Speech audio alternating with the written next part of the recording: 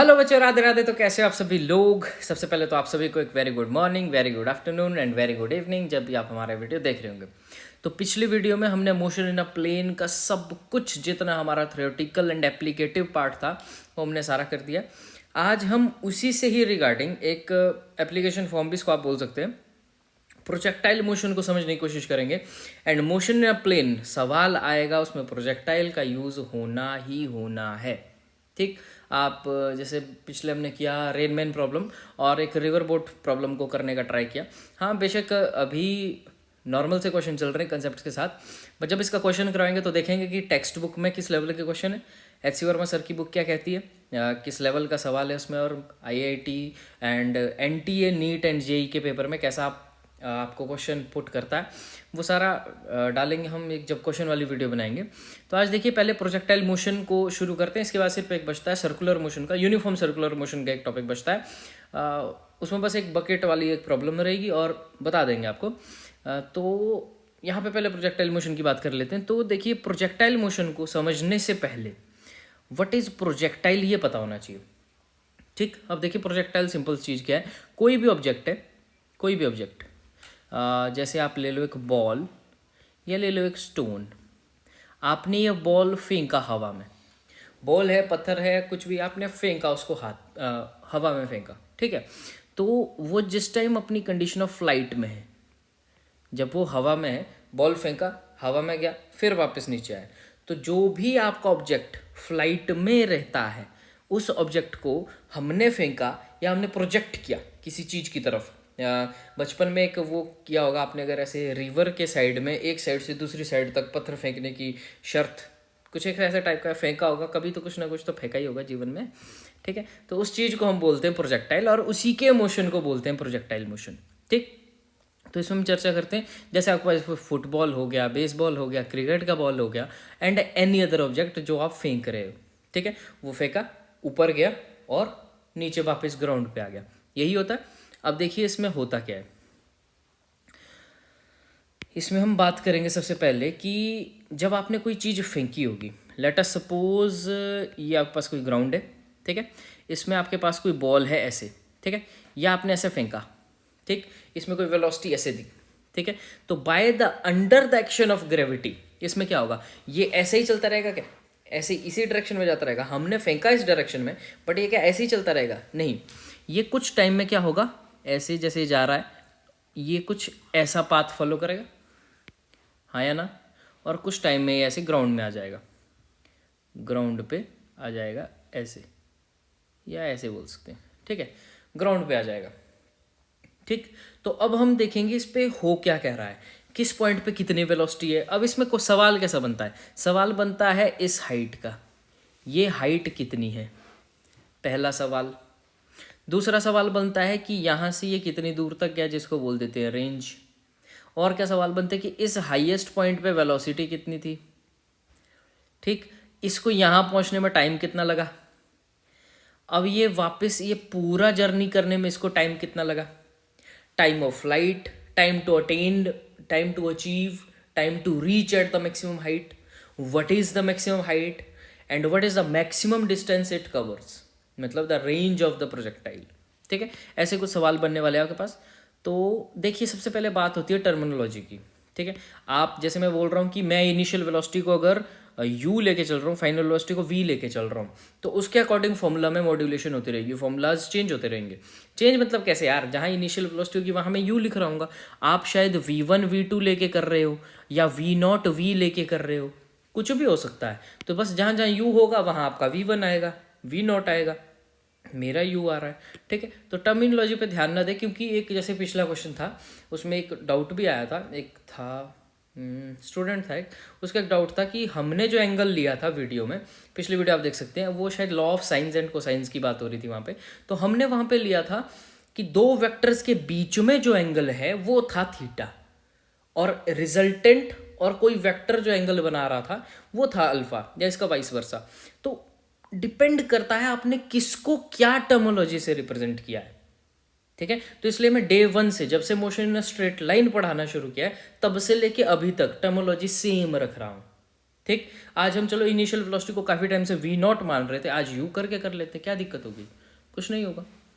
ठीक है, जैसे मैंने लिखा कि v v equal to u plus a t, ये लिखा। ठीक, तो किसी ने लिखा v equal to v naught plus a T.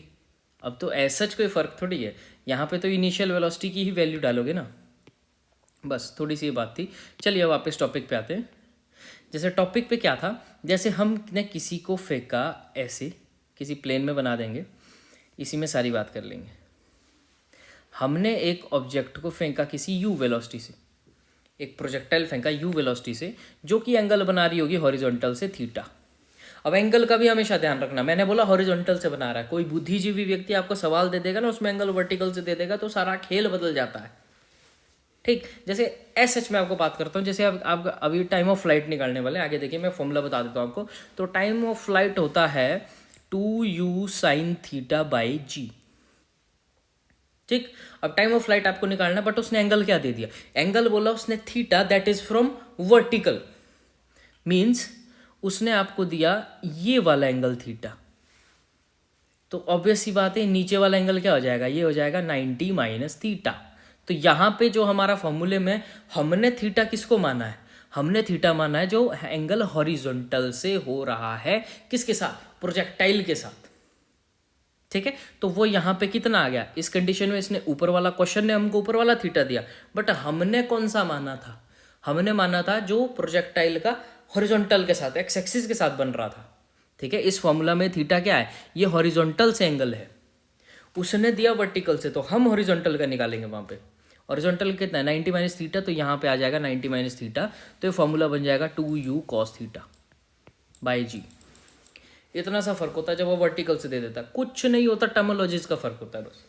आप अगर बात समझ पाए होगे, क्लिक की होगी मेरी बात तो ठीक है, नहीं तो ये एंगल वाला जो डिफरेंस है ना, टर्मोलॉजी से डिफरेंस आता है, आंसर सेम आएगा, आंसर बिल्कुल सेम आएगा।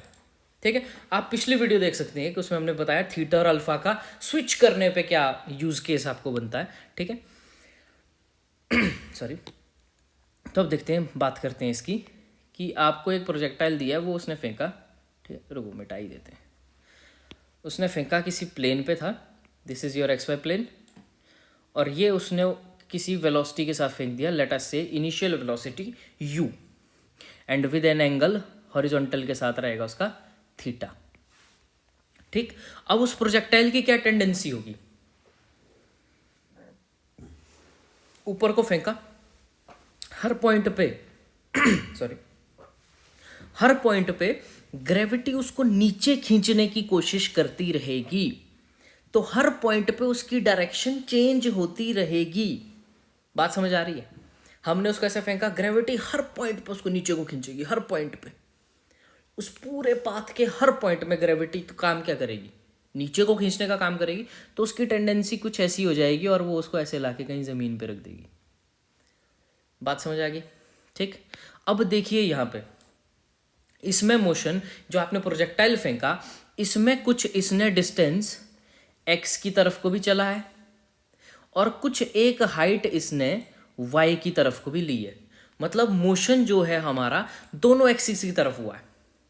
ठीक, पहला x की तरफ को भी हुआ है और y की तरफ को भी हुआ है। तो याद कीजिए पिछली वीडियो में हमने क्या बोला था कि 2D मोशन को आप डील करने का एक मेथोडोलॉजी हमने बताई थी कि इट कैन बी डील्ड, या इसको हम कैसे देख सकते थे, दो 1D मोशन में, दो 1D मोशन साइमल्टेनियसली, इंडिपेंडेंटली। ये कंसेप्ट सबसे पहले दिया था गैलीलियो सर ने।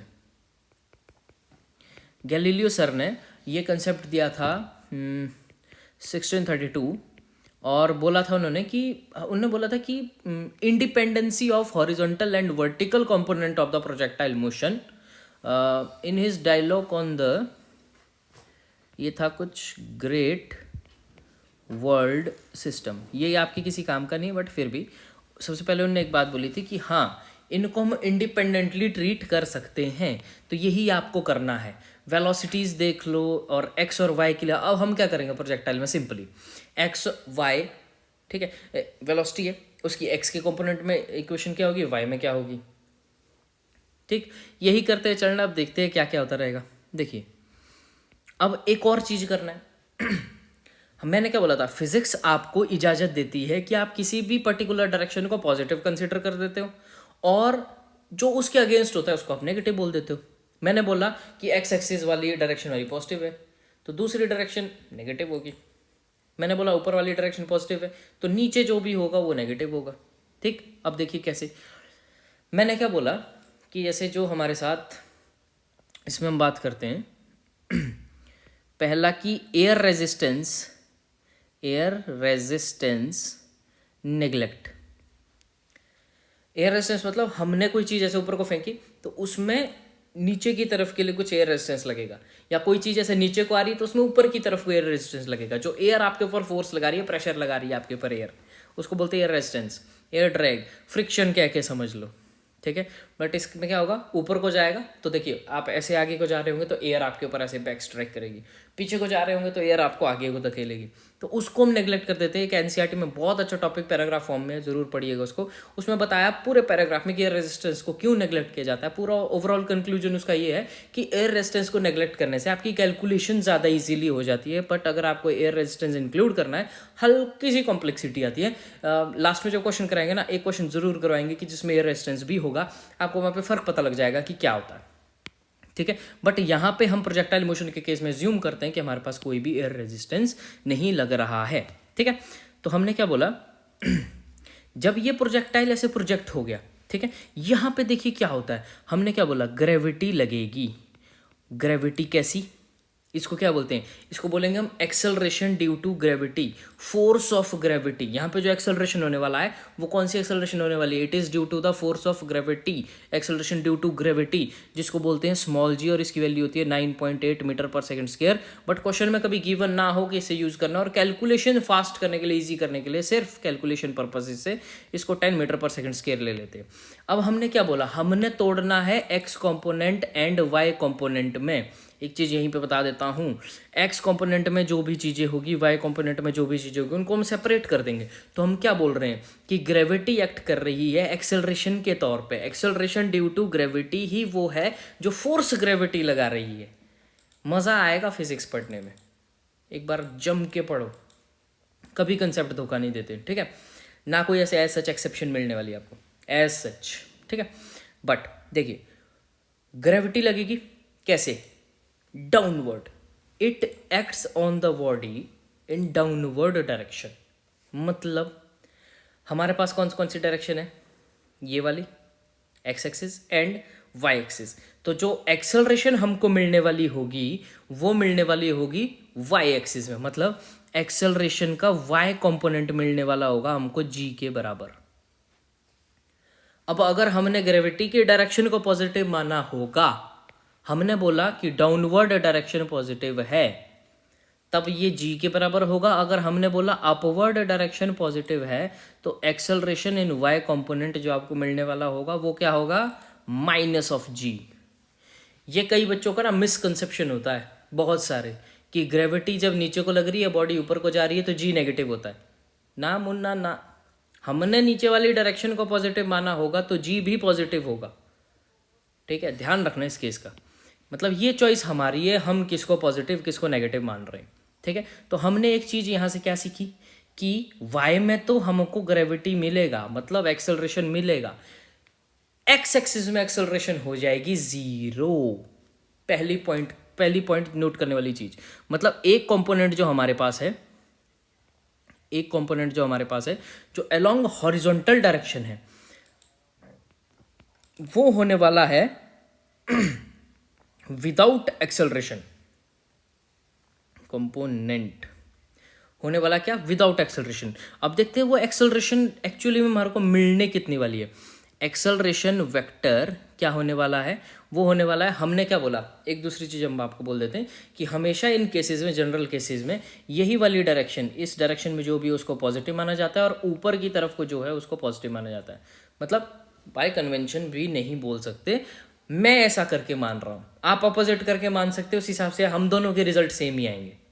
ठीक है, बट ज़्यादा ईज में क्या होता है ना कि जिस डायरेक्शन में मोशन हो रहा है, या जिस डायरेक्शन में आपकी इनिशियल स्पीड आपने दी होती है, उसको पॉजिटिव मान के चलो, बहुत आराम से हलवे में केस हो जाता है। ठीक है, और अपवर्ड डायरेक्शन को पॉजिटिव मानो और एक्स एक्सिस जिस डायरेक्शन में वो मोशन हो रहा है, जिस डायरेक्शन में हम रेंज देख रहे हैं, ठीक है। और हाइट कैसे देखते हैं, हाइट मतलब ऐसे नीचे से ऊपर की तरफ देखते हैं। रेंज कैसे देखेंगे, जैसे हम बोलेंगे ये ओ क्या है यहाँ पे, ओ है यहाँ पे ओरिजिन, इसको ही बोलेंगे क्या, जब भी कोई केस हो रहा होगा जिस पॉइंट से प्रोजेक्टाइल फेंका जा रहा होगा उस पॉइंट को बोलेंगे ओरिजिन, या उस पॉइंट को एज्यूम करते हैं कि it would be at origin. हमेशा ध्यान रखना, वहीं से सारा सवाल बनता है। प्रोजेक्टाइल चाहे आपका टॉप ऑफ अ टावर से फेंका हो, या चाहे आपका जो प्रोजेक्टाइल है वो किसी एंगल से प्रोजेक्ट किया गया हो, हम क्या बोलेंगे, जहाँ से छोड़ा इनिशियल पोजीशन जो उसकी होगी उसको बोलेंगे हम वो ओरिजिन पे होगा, ठीक। तो उससे हमको क्या मिलता है, जैसे एक्सेलरेशन की भी बात कर रहे हैं, एक्सेलरेशन होगा किसके बराबर, हमने बोला वेक्टर को लिखते कैसे, वेक्टर को लिखते हैं उसका स्केलर डॉट में लगाते हैं, या स्केलर और उसके साथ क्या लगाते हैं, उसका यूनिट वेक्टर, क्या लगाते हैं, यूनिट वेक्टर। तो हम बोलेंगे ए मिलने वाला होगा हमारे को माइनस जी, क्योंकि मैंने ऊपर वाली डायरेक्शन को पॉजिटिव माना है। ए मिलने वाला होगा हमारे को माइनस जी, और उसका यूनिट वेक्टर क्या है, J cap, Y J cap, because it is in Y direction. अब समझे बात को, भूत आते हैं रात को। चलिए इसमें आगे चर्चा करते हैं। पहला आपको मिल गया कि ए वेक्टर आपको कितना मिलने वाला होगा, माइनस जी, ये उसका मैग्नीट्यूड हो गया। एंड हाँ, this negative only represent a direction है, पहले ही बता दिया आपको, ठीक है। ऐसा मत सोचना, मैग्नीट्यूड इसका ऑलवेज 9.8 मीटर पर सेकंड स्क्वायर, ठीक। And direction representing on the path that you are choosing. I am choosing the path in which up side is positive and positive X side is positive and positive Y side is positive. लो, याद रखने की भी जरूरत नहीं, bye convention ही है ठीक है। इसको मान लीजिए पहली इक्वेशन मान के चलते हैं, ठीक है। तो यहाँ से देखिए दैट इज हमको क्या मिलने वाला है, दैट इज कि ए एक्स हमारा हो जाएगा 0 और ए वाई हो जाएगा माइनस जी। कॉम्पोनेंट एक्सेलरेशन के कॉम्पोनेंट मिल गए कि एक्सेलरेशन एक्स की तरफ कितना होगा 0, क्योंकि जे क्या पे दिख रहा है डाउनवर्ड लगेगा, ठीक है। और ए वाई जहाँ पे हो रहा होगा माइनस जी, ठीक है। तब देखिए कॉम्पोनेंट्स ऑफ इनिशियल वेलोसिटी देखते हैं। अब कंपोनेंट फॉर्म हमने how to resolve a vector ये आपको बता दिया है। तो जो एक्स एक्सिस की साइड होता है उसको क्या बोलेंगे, यू कॉस थीटा, या इसको बोल सकते हैं हम यू एक्स कॉस थीटा, इसको ज़्यादा बोले तो ज़्यादा बेटर रहता है। अच्छा ठीक है ठीक है ठीक है ठीक है, यू एक्स नहीं, that is you cos theta, उसी वेक्टर का कॉस थीटा ये होगा ना यू एक्स के बराबर। Yes, you x component of u toward x is ux, और वो ux होगा कितना, मैंने क्या बोला, उस वेक्टर का कॉस कॉम्पोनेंट, और जो उस साइड होगा उसको बोलेंगे हम uy, और वो कितना होगा u साइन थीटा। इतनी बात भी समझ आ गई होगी आपको, ठीक है। तो हमने क्या बोला यहाँ पे कि ux की वैल्यू आपको मिल गई u कॉस थीटा, और uy की आपको वैल्यू मिल गई है u साइन थीटा। ये हो गया कॉम्पोनेंट्स ऑफ इनिशियल वेलोसिटी आपके पास। इसको इक्वेशन नंबर 2 मान लो। ऐसे ही क्वेश्चन वाइज चलते रहो, सब कुछ होता हुआ चला जाएगा। अब हमने क्या बोला, इसका जो इनिशियल पोजीशन है वो आपके पास ओरिजिन है उस फ्रेम ऑफ रेफरेंस का। किसका frame, graph is your frame of reference, या जो भी x y plane is your frame of reference. हाँ, तो ओरिजिन जो है इसका, वो आपके पास जो आपका इनिशियल पॉइंट उसको ओरिजिन मान के चलो। वहाँ से आपको क्या मिलेगा कि आपका जो हमारे पास मिलने वाला है यहाँ पे स्टार्टिंग में x naught equal to 0 and y naught equal to 0। अब ये x naught and y naught क्या है ये मत पूछना। क्यों नहीं पूछना, क्योंकि हमने ये टर्मोलॉजी तो पहले से चली आ रही है ना। हमने क्या बोला था, आर वेक्टर को हमने कैसे लिखा था, मतलब आर वेक्टर था उसका हमने निकाला था डेल्टा आर। डेल्टा आर क्या होता था, R2 माइनस R1, ऐसा दो वेक्टर्स का डिफरेंस डेल्टा आर। तो हमने क्या बोला था, x minus x naught, y minus y naught. जब इसको कंपोनेंट फॉर्म में तोड़ा था, पिछली वीडियोस देख लो एक बार, बहुत इजी हो जाएगा, ठीक है। तो हमने क्या बोला था, और ये क्या, ये है उसका इनिशियल डिस्टेंस जहाँ से इसने चलना शुरू किया था, ये y के रिस्पेक्ट में, ये x के रिस्पेक्ट में। अब इसलिए यहाँ पे x not and y not लिखा कि ओरिजिन पे वो क्या होगा, जहाँ से चलना शुरू किया होगा वो हमारे पास क्या होगा, वो हमारे पास होगा 0। चलिए पहली दूसरी इक्वेशन मिटा देते थोड़ी सी ऊपर से, ये भी आपको समझ आ गया होगा, ठीक है। तो एक हमारे पास वहाँ पे इक्वेशन क्या बनी थी कि आर वेक्टर इक्वल टू, अगर आपको याद हो, r naught vector plus u vector t plus half a t square. इस इक्वेशन को कभी भूल जाओ ना तो मैंने क्या बोला है, अपना जो 9th में पढ़ा है उसको हमेशा याद रखो। S equal to u t plus half a t square. S को तोड़ दो, एस को कैसे लिखते थे हम, x2 माइनस x1, ये भी तो दो डिस्प्लेसमेंट का यही होता था, उस उधर को ले जाएंगे वो प्लस हो जाएगा, जैसे कि x2 इक्वल टू x1 इधर को ले गया तो x1 plus you t plus half a T square, यही तो हो जाएगा। बट यहाँ पे x2 x1 लेते थे हम, वहाँ पे यहाँ पे x और x नॉट ले लिया, तो मैंने बोला टर्मोलॉजीज का फर्क है सिर्फ, ठीक है। तो यहाँ पे देखिए इस मेथड में कैसे कन्वर्ट हो जाएगा, यहाँ पे हम इसका कैसे यूज़ करेंगे। तो यहाँ पे देखिए x कॉम्पोनेंट क्या होने वाला है, x कॉम्पोनेंट होने वाला है x not plus U T क्या हो जाएगा यू टी क्या होगा, u आपका x में कितना है और हमने क्या बोलता है कॉम्पोनेंट फॉर्म में वेक्टर को हम नहीं रिप्रेजेंट करते, you x t plus half A x T square, यही हो जाएगा एक्सेलरेशन इन एक्स डायरेक्शन, ठीक है। अब आइए उस चीज़ पे हमने क्या बोला था, एक्सेलरेशन हमारी एक्स डायरेक्शन में कितनी थी, बताएंगे सभी एक ही सुर में। एक्सेलरेशन हमारी एक्स डायरेक्शन में थी 0, कितनी थी 0, तो पूरा कंपोनेंट 0 हो जाएगा, बोलो हाँ या ना। और एक्स नॉट भी तो क्या है 0, जहाँ से उसने चलना शुरू किया वो ओरिजिन ही था 0,0, तो ये हमारे पास x की वैल्यू आने वाली है कुछ यू एक्स टी, बस मिल गया x हमको। अब देखिए y की टर्म उस ऊपर वाली इक्वेशन को लिखते हैं, तो y क्या हो जाएगा इस वाली इक्वेशन के रिस्पेक्ट में, y equal to Y naught plus u in term of y t plus half a in term of y and it is t square, ऐसे हो जाएगा। बट आप देखेंगे y की वैल्यू y नॉट हमारे पास है 0 and what is the value of u y की वैल्यू तो हमने भी निकाली नहीं है, तो यू वाई टी रहने देते हैं इसको ऐसे, प्लस नहीं होगा यहाँ पे, देखिए कैसे प्लस क्यों हटा रहा हूँ मैं क्योंकि हमको पता है ए वाई की वैल्यू है माइनस जी, तो उस माइनस को पहले लिख देते आगे, तो ये हो जाएगा हाफ जी टी स्केयर। ये लीजिए दो इक्वेशन, एक एक्स के रिस्पेक्ट में एक वाई के रिस्पेक्ट में आपको मिलती हुई नजर आ रही है, ठीक है। कैसे बनी क्या बनी आपको समझ आ गया होगा। अब देखेंगे यहाँ पे हमने यू एक्स और यू वाई की वैल्यू क्यों नहीं डाली, क्योंकि हमने यहाँ से वो निकालनी थी। कैसे, u आपका ये वाला वेक्टर था, तो ये हमने बोला कि x की डायरेक्शन में यू एक्स होगा और इसका वैल्यू होगा u cos थीटा, और यू वाई आपका y के रिस्पेक्ट में था और इसका वैल्यू होगा u sin थीटा। तो हम x को क्या लिख सकते हैं u cos थीटा t, और y को लिख देंगे u y t था ना, तो ये हो जाएगा u sin theta t minus half G T square.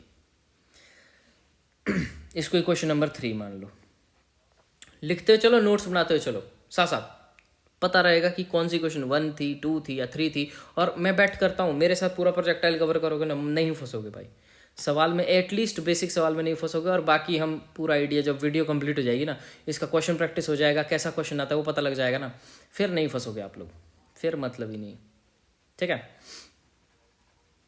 चलिए आगे देखते हैं कि अब देखिए जो हमारे पास इक्वेशन नंबर 1 थी, 1 का रेफरेंस लेते हैं हम, क्या थी इक्वेशन नंबर 1 आपके पास क्या थी, एक बार हम चेक कर लें। इक्वेशन नंबर 1 आपके पास थी ए वाई इक्वल टू माइनस जी, यहाँ से पता चला, यहाँ से पता, ठीक है। इक्वेशन नंबर 2 आपके पास क्या थी आप देख लें नोट्स में अपने, और इक्वेशन नंबर 3 जो है ये हमने मिटाई नहीं, ठीक है। इक्वेशन नंबर 3 जो आपके पास है, इससे आपको क्या मिल रहा है, इससे आपको मिल रहा है एक्स एंड वाई, एंड हमने क्या बोला था एक्स एंड वाई कॉम्पोनेंट्स, तो ये आपको क्या बता रही है, ये आपको बता रही है कि coordinates of the position of a projectile at a time T, ठीक है। अब देखिए ये क्या बता रही है, कोऑर्डिनेट्स बता रही है आपको, एक्स और वाई की वैल्यू दे रही है ना, तो किसी पॉइंट पे एक्स कॉमा वाई होगा, प्लेन पे क्या देखते हो, किसी भी प्लेन पे एक्स वाई प्लेन है, यहाँ पे कोई पॉइंट होता है तो इसके कोऑर्डिनेट क्या होते हैं एक्स कॉमा वाई, तो यहाँ से आपको कोऑर्डिनेट्स मिल जाएंगे इन टर्म्स ऑफ किसके, देखिए एट अ टाइम टी, ये तो दिख ही रहा होगा एट अ टाइम टी, किसी भी पर्टिकुलर टाइम में, कि इस टाइम में इसका कोऑर्डिनेट क्या था, इस टाइम में इसका एक्स कोऑर्डिनेट क्या था, ऐसा सवाल आ सकता है। तो देखिए मिल नहीं जाएगा, इस टाइम में इसका कोऑर्डिनेट क्या था, ठीक है। अब देखिए इन टर्म्स ऑफ 2 पैरामीटर्स, कौन कौन से पैरामीटर्स है यहाँ पे, पहला u दिख रहा है, क्या है u, इनिशियल स्पीड, दूसरा पैरामीटर कौन सा है? थीटा दिख रहा है, थीटा मतलब इसको बोल सकते हैं हम प्रोजेक्शन एंगल, प्रोजेक्शन एंगल या एंगल ऑफ प्रोजेक्शन या कुछ भी बोल दो। और दूसरा मैंने बताया ना आपको, ये चॉइस डिपेंडेंट गेम है। इसमें जब आप सवाल सॉल्व करोगे, डायरेक्शन खुद से माननी है आपको, टर्मोलॉजी खुद से कंसीडर करनी है, उसके हिसाब से आपके टर्मोलॉजी में वर्डिंग्स चेंज होती रहेगी। ठीक है, तो चॉइसेस में गलती मत करना, और मान आप कुछ भी सकते हैं, बस उसके हिसाब से चलते रहना, प्रोसीड करते रहना, बस कोई दिक्कत कहीं भी नहीं आएगी। ठीक, अब देखते हैं, आगे देखते हैं फटाफट।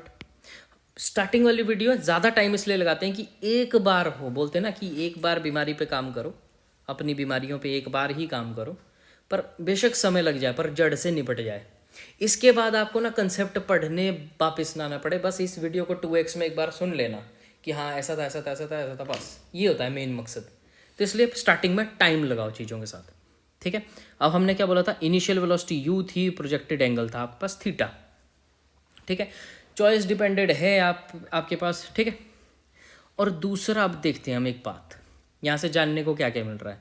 एक कंपोनेंट जो आपका वेलोसिटी वाला है, उसका जब हम x वाले की बात कर रहे हैं, वेलोसिटी कंपोनेंट जो हमारा x वाले पे हम बात कर रहे हैं, एक चीज़ यहाँ से देखिए, हमने क्या बोला था कि ax है हमारे पास 0। इसको हम ऐसा बोल सकते हैं कि dvx/dt हमारे पास है 0। बोलिए हाँ या ना। देखिए इन्हीं से ही मैं आपको इसी से ही बता रहा हूँ। इसको हम ऐसा लिख सकते हैं dv/dt तो होता है तो वो vx होगा, अगर ax है तो v भी x होगा। a को हम x के रिस्पेक्ट में देख रहे हैं तो v को भी देख रहे होंगे। ax अगर 0 है तो dvx/dt 0 होगा। किसी भी चीज़ की डिफरेंशिएशन 0 तब होती है या तो वो खुद 0 हो या वो वैल्यू कांस्टेंट हो। अरे वाह, मज़ा आया। ये दो केसेस में पॉसिबल है, अगर vx खुद 0 हो या vx 1 2 3 4 एनी न्यूमेरिकल वैल्यू, जैसे 5 मीटर पर सेकेंड है तो वो 5 ही रहे, तो 5 का डिफरेंशिएशन क्या हो जाएगा 0। तो ये सिर्फ दो ही केसेस में पॉसिबल है, या vx खुद 0 हो या वो कोई और कांस्टेंट हो। तो इससे हमको क्या पता चला कि the velocity at x axis या the x component of the velocity, ये ज़्यादा सटीक रहेगा, x component of the velocity will remain constant throughout the projectile motion. मज़ा आया? और मज़ा आएगा, अभी पढ़ते रहो। vx क्या रहेगा? हमेशा कांस्टेंट रहेगा। किसी पॉइंट पे देख लो, कहीं पे भी देख लो, या तो क्या होगा 0 या तो क्या होगा कांस्टेंट, पहली बात। और दूसरा, जो उसका y कंपोनेंट होगा, हाँ वो वेरी करता रहेगा। कैसे? ऊपर को जाते रहोगे, यहाँ पे वेलोसिटी सबसे ज़्यादा होगी, जहाँ पे छोटा होगा। जैसे जैसे ऊपर ऊपर जाते रहोगे, एक पॉइंट ऐसा आएगा जहाँ पे वो हो जाएगी 0, और उसके बाद शुरू होगा free fall. What do mean by free fall? Free fall है, फ्री फायर बोल रहा हूँ, वाओ गेमर, गेम भी खेलेंगे, कोई बात नहीं। ठीक है, तो फ्री फॉल की बात हो रही थी। किसी पॉइंट पे प्रोजेक्टाइल फेंका, पत्थर फेंका, ऐसे जाएगा, ऐसे जाएगा, ऐसे जाएगा, किसी पॉइंट पे उसकी वेलोसिटी हो जाएगी 0। ऊपर को जा रहा है, घटना घटना घटना घटना घटना, एक पॉइंट पर हो जाएगी 0। ठीक है, अब वहाँ से वो ऐसे नीचे जा रहा होगा। ठीक, अब देखिए दो केसेस कैसे।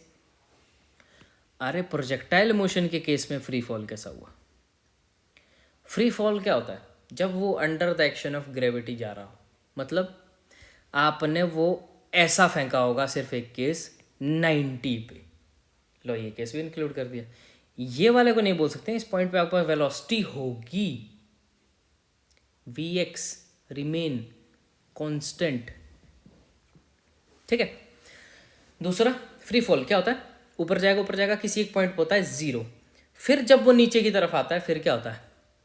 सिर्फ under the action of gravity वो मूव करता है। अब यहाँ प्रोजेक्टाइल में इसका कैसे यूज कर सकते हैं? प्रोजेक्टाइल का यूज यहाँ पे कर सकते हैं सिर्फ एक कंपोनेंट के साथ। कैसा? जो ऊपर की तरफ जा रहा होगा, मतलब vy। और फील लो, और फील देता हूँ, रुको। vx के बारे में तो पहले हमने बोला कि ये कांस्टेंट है, वो तो समझ आ गया। ठीक, अब देखो फ्री फॉल होता कहाँ पे है? जहाँ पे कोई बॉडी ऊपर को जा रही होती है, तो किसी एक पॉइंट पे उसका वर्टिकल वेलोसिटी 0 होता है कि नहीं होता है, जहाँ से वो फिर फ्री फॉल ऐसे घच करके नीचे आती है। आती है कि नहीं? तो ऐसे जा रहा है, जा रहा है, जा रहा है, जा रहा है, जा रहा है, एक पॉइंट ऐसा आएगा जहां पे उसका y component of the velocity zero हो जाएगा। y component of the velocity zero होने का मतलब कि अब वो और ऊपर नहीं जाएगा, मतलब वी वाई हो जाएगा जीरो किसी पॉइंट पे, ठीक। और जिस पॉइंट पे वो जीरो होगा, क्या मैं बोल सकता हूं वो उसकी मैक्सिमम हाइट होगी? यस, मिला मैक्सिमम हाइट का कंसेप्ट। कि कैसे निकालोगे मैक्सिमम हाइट जीरो? अरे वो पॉइंट देखो जहां पे वेलोसिटी का वाई कंपोनेंट जीरो हो चुका है। अब यहां पे क्या यहां पे टाइम पीरियड निकल सकता है? निकल सकता है। देखिए, मैक्सिमम हाइट तक जाने के लिए उसको कितना टाइम लगेगा?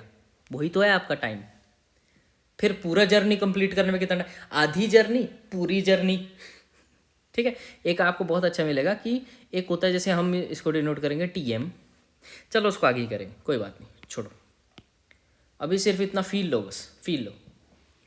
जब वो ऐसे अपना कहीं बीच में होगा इस वाली हाइट पे, तो जब वो पूरा पहुंचेगा, जितना टाइम उसको इधर जाने में लगेगा उतना ही टाइम यहाँ से नीचे आने में लगेगा, क्योंकि एयर रेजिस्टेंस तो है नहीं, ग्रेविटी ही एक्ट कर रही है ना, ठीक है।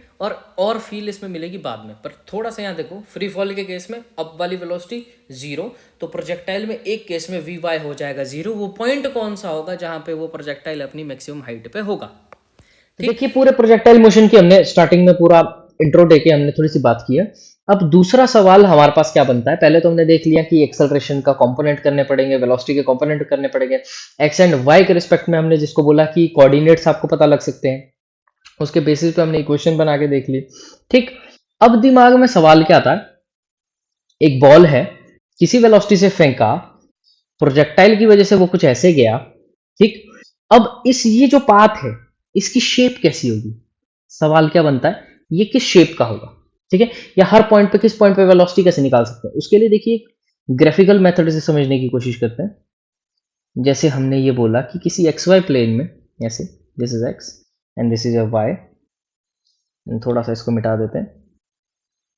इस प्लेन में हमने बोला कि कोई ऐसे हमने वेलोसिटी u से फेंका, स्टार्टिंग देखिए, फर्स्ट केस क्या है, u से हमने फेंका, तो हमने क्या बोला, x कंपोनेंट में उसका ux वाला component that is equal to u, and it is u का cos component, u cos theta, u cos theta and u sin theta, vertical component, and it is uy and this is u sin theta. What is the horizontal component? u का cos theta, u का sin theta, vertical component, ठीक है।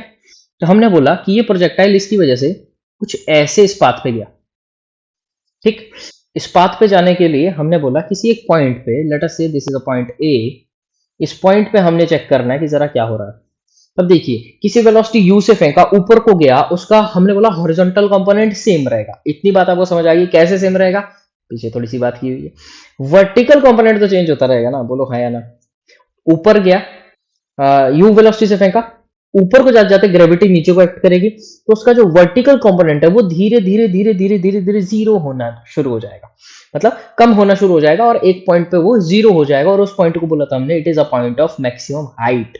At that point the projectile attains its maximum height, या उस time को क्या बोलते हैं, मतलब टी मैक्स। जिस टाइम में वो मैक्सिमम हाइट पे पहुंचा, कितना टाइम लगा, वो टाइम कितना था? Time to achieve maximum height, या what is the maximum height? इतने प्रश्न निकल गए ना, ठीक है। किसी ए पॉइंट पे देखते हैं यहाँ पे क्या हो रहा होगा। इस ए पॉइंट पे कुछ ये वेलोसिटी जो होगी, ये होगी कुछ ऐसे इसी डायरेक्शन में, ऐसे, मतलब हर डायरेक्शन, मैंने क्या बोला, खींच रही खींच रही खींच रही, हर पॉइंट पे थोड़ा थोड़ा डायरेक्शन टिल्ट होता रहेगा, ठीक है। तो ये नई वेलोसिटी आपके पास क्या हो जाएगी, मान के चलिए कोई वेलोसिटी v हो गई, तो इसके रिस्पेक्ट में हमारे पास एक्स एक्सिस ये हो जाएगी, ठीक है। और इसका y कंपोनेंट कुछ ऐसा हो जाएगा, this is the y and this is x, y लिखने की कोई आवश्यकता नहीं, ठीक है। इसको रिजॉल्व कर रहे हैं हम, सिंपल सी बात है, इसको रेजोल्यूशन देख रहे हैं इसका, ठीक है। तो ये नीचे वाला तो क्या हो जाएगा, इसी का ही, जैसे बोला v x i कैप हो जाएगा, और ये क्या हो जाएगा v y j कैप। इस v का कंपोनेंट y की डायरेक्शन में, and j cap denotes the direction. और हाँ, इसकी हम मैग्नीट्यूड की बात करें तो वो कितना हो जाएगा, ये हो जाएगा v एंड साइन थीटा, और ये कितना हो जाएगा v cos थीटा। इतना भी आपको समझ आ सकता है, ठीक है। एंड हाईएस्ट पॉइंट की बात करें, लेट अस से ये उसका हाईएस्ट पॉइंट है जहां पे अपना हाईएस्ट पॉइंट अचीव कर लिया उसने। तो यहाँ पे हमने क्या बोला था, इस पॉइंट पे देखिए वर्टिकल कंपोनेंट 0 हो गया और ऊपर नहीं जाएगा। तो हमने क्या बोला, इस पॉइंट पे इसका वी वाई तो है 0, बट इसके पास अभी भी कोई वी एक्स तो होगा। एक्स कंपोनेंट में उस v का डायरेक्शन कैसी होगी, उस x पे ही आ जाएगी ना। मतलब समझ रहे हैं आप, हमने बोला वी वाई 0 हो चुका है, ये कोई एक्स वाई प्लेन है, ठीक है, ये y है, ये x है, ठीक है। अब वो v है कहां पे, y कंपोनेंट तो रहा नहीं, तो वो v भी इसी डायरेक्शन में हो जाएगा ना। तो v का जो vx वाला कंपोनेंट था वो भी हमारा x एक्सिस पे आ गया। यहाँ पे क्या बोल सकते हैं हम, उसके पास सिर्फ एक ही कंपोनेंट रह चुका है, x कंपोनेंट, ठीक है। तो वो vx यही हो गया, ठीक है। किसी एक पॉइंट पे यहाँ पे चर्चा कर लेते हैं। यहाँ पे क्या होगा, अब देखिए x कंपोनेंट, इसका पहले स्टार्टिंग में तो v देखना होता है। v देखिए इस पॉइंट पे कैसा होगा, ऊपर की तरफ को होगा क्या, नहीं, ऑब्वियसली नीचे को जा रहा है, तो उसका v इसी पॉइंट पे टेंजेंट देखना है आपको, टेंजेंट देखना है। तो इस पॉइंट पे कुछ मैं ऐसे ड्रॉ कर दूं, गलत तो नहीं होगा। मान के चलिए कोई वेलोसिटी v है। अब देखिए ये जो हमने बोला, मान के चलिए ये पॉइंट a था, पहले हमने इसको b बोल दिया और इसको मैं कुछ c बोल देता हूँ। तो ए बी सी, ऐसा मत सोचना कि सब पे सब v ही रहेगी वेलोसिटी, नहीं, ऑब्वियसली u का v हुआ तो ये इंडिविजुअल केसेस है। मान के चलिए यहाँ पे कोई v होगा, आप v1 v2 v3 करके ले लो, ठीक है। बट हम बोल रहे हैं इंडिविजुअल केसेस की तरह समझ लो इसको, कि अगर यहाँ पे वेलोसिटी v है और v का मैग्नीट्यूड कुछ भी हो सकता है, ठीक है, और तीनों केसेस में अलग होगा, सेम होगा, आगे चर्चा करते हैं। v यहाँ पे तो इसका x तो ऐसे रहेगा, ये है इसका vx आई कैप, x वाली डायरेक्शन, x वाला कंपोनेंट। y किधर को होगा, मेन दिक्कत यहाँ होती है, क्या y ऐसे ऊपर को होगा, ऐसा y होना चाहिए क्या, y ये होना चाहिए इसका। वेलोसिटी वेक्टर देखिए कहाँ को है, वेक्टर प्लेन के बीच में होगा ना, ठीक है। तो यहाँ पे हम क्या लेंगे, ये होगा इसका वो y वाला कंपोनेंट, ठीक है, और इसको क्या बोलेंगे हम, वी वाई जे कैप। दो प्लेन के बीच में ही वेक्टर होता है ना। हमने क्या बोला था, रेनमैन प्रॉब्लम अगर आपको याद होगी तो उसमें कुछ, मान के चलिए ये था, हाँ, ये थी वो डायरेक्शन जिसमें एक हमारे पास वुमेन थी, वो बाईसाइकिल चला रही थी, ये डायरेक्शन ऑफ रेन थी जो ओरिजिनल थी, और उस पे वो डायरेक्शन पड़ कुछ ऐसे रही थी, मतलब velocity of rain with respect to bicycle वो किसी थीटा एंगल पे ऐसे पीछे को शिफ्ट हो गया था। पिछला ही क्वेश्चन था। तो हमने यहाँ पे क्या किया था, ध्यान से देखिए क्या किया था, याद आ रहा है क्या। इस वाले केस में हमने क्या किया था, ये जो वी बी वाला वेक्टर था, ये वी बी वाला वेक्टर, ठीक है। अब ये जो देखिए वी वेक्टर इस तरफ को, वी आर वेक्टर इस तरफ को, वी आर भी इधर को शिफ्ट होगा, पर इसका मैग्नीट्यूड निकालने के लिए हम क्या बोल सकते हैं, वी बी अगर इधर को है तो ये वाला जो होगा ये ऐसे, ये होगा माइनस वी बी, ऐसे हो सकता है। वही हम यहाँ पे कर रहे हैं, वी बाई जे तो हमने नीचे को ले लिया, ठीक है। अब ध्यान से देखिए, ये जो था, ये था हमारे पास यू वाई जे कैप, और ये क्या था, यू एक्स आई कैप। बोलो आया ना पूरा, यही तो इसके बराबर था, ठीक है। यू वाई को क्या बोल सकते हैं, यू वाई यू एक्स को ना लिख के, मैग्नीट्यूड ना लिख के, हमने विद डायरेक्शन ले लिया, ठीक है। और वो क्या होगा, v y j. And this point पे अगर हम बात करें, इस पॉइंट पे अगर बात करें, लास्ट वाले पे, जब वो ग्राउंड पे टच हो गया उस टाइम कैसा होगा, ये वाला पॉइंट है, तो मान के चलिए ये कुछ उसकी वेलोसिटी ऐसे होगी, ठीक है। यहाँ पे कुछ बना लेते हैं, ये उसका y वाला होगा, ये x वाला होगा, वी एक्स आई कैप हो जाएगा, ठीक है। एंड ये वाला क्या हो जाएगा, वी वाई जे कैप हो जाएगा। अब ध्यान से देखिए, ये वाला जो वी वाई जे कैप है वो किसके बराबर है, यू वाई जे कैप, जो कि हमारा ऊपर को उससे नेगेटिव डायरेक्शन में है कि नहीं, ये चीज बोल सकते हैं। अब इससे क्या चीज पता लगती है, लिख के रखिए, मैंने बोला सारी चीजें नोट्स में लिख के रखिए। मतलब जहां पे पहुंचा, जहां से शुरू किया था जहां पे पहुंचा, उसका जो y कंपोनेंट होगा, y कंपोनेंट देखिए आपको कैसा मिल रहा है, equal but in opposite direction, minus only indicate the direction, ठीक है। अब ये हमने तो बना लिया, वेलोसिटीज देख लिए कि एक पॉइंट पे जीरो होता है कंपोनेंट y वाला तो क्या होता है, एंड हमने क्या बोला था कि जो x डायरेक्शन में वेलोसिटी होगी वो हमेशा कांस्टेंट ही रहेगी, ठीक है। तो अब इसकी निकालते हैं इक्वेशन ऑफ, जिसका बहुत चलता है, इक्वेशन ऑफ ट्रेजेक्टरी, मतलब इसको बोलते हैं कि equation of path of projectile motion, equation of path of projectile motion, या बोलते हैं equation of path of projectile. ये कौन सा पाथ है, क्या है, इसके लिए देखिए क्या करते हैं, हमने जो x एंड y निकाला था ना, x क्या था हमारे पास, x था हमारे पास कुछ u cos थीटा t, और y हमारे पास क्या था, u sin theta t minus half G T square. आप जाइए थोड़ा सा पीछे, हमने नोट्स में लिखा है अभी x और y दोनों निकाला था।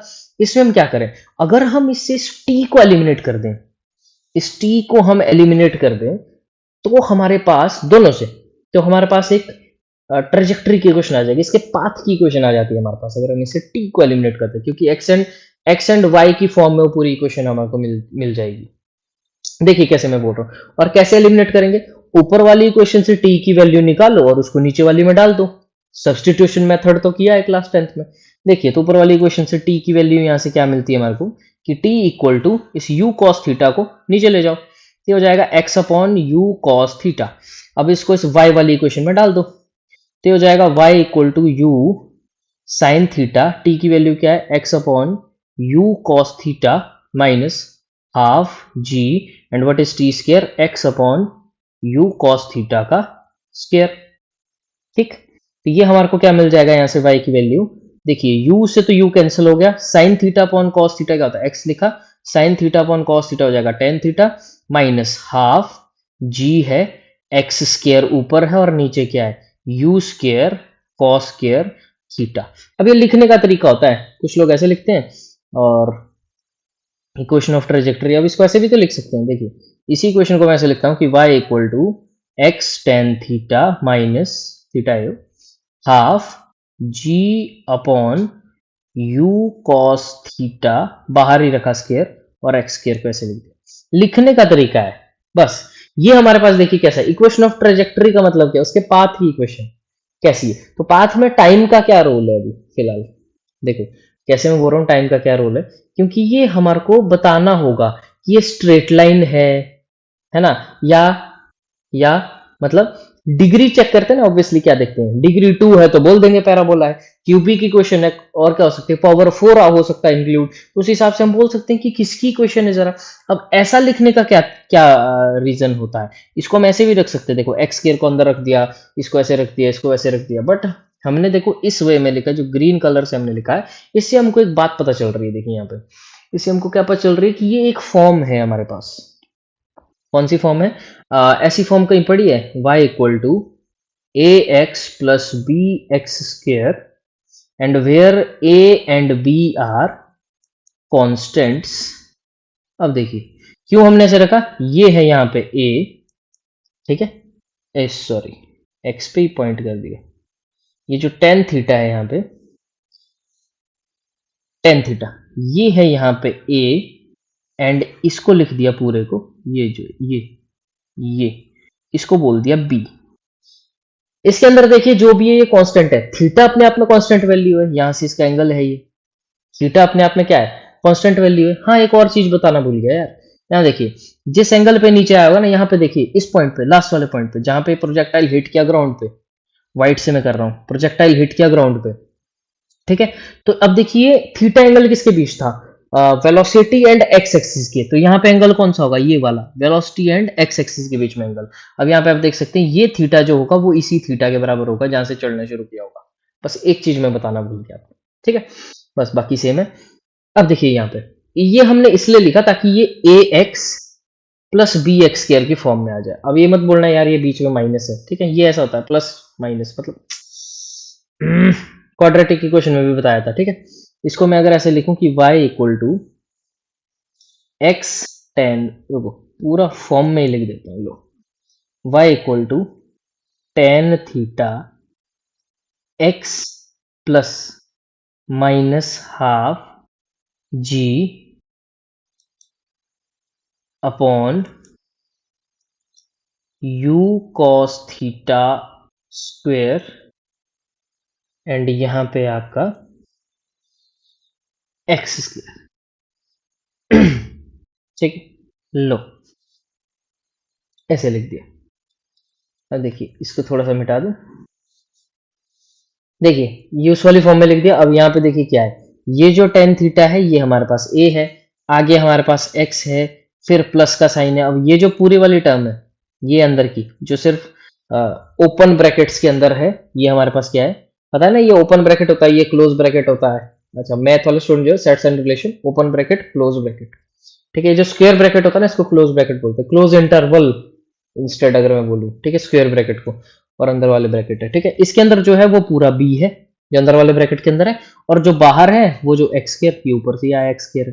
तो अब देखिए A x plus B X square के टर्म में कन्वर्ट होता है, and A x plus B X square किसकी इक्वेशन होती है, सारे मिलके एक स्वर में बोलेंगे, पैराबोला,